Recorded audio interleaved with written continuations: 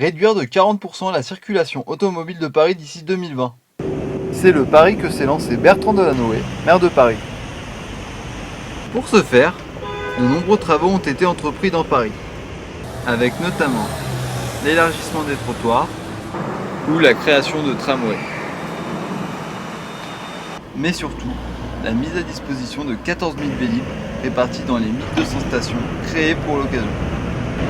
Donc les avantages du Vélib, ça évite de prendre le métro quand il y a trop de foule.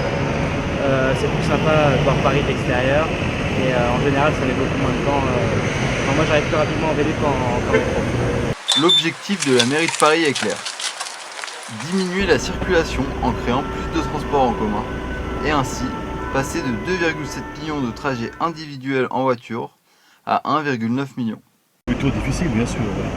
Notamment par rapport au stationnement. Stationner, au coût que ça peut et au coût. Oui. En conséquence, Paris a perdu en quelques années plus de 20% de ses places de stationnement.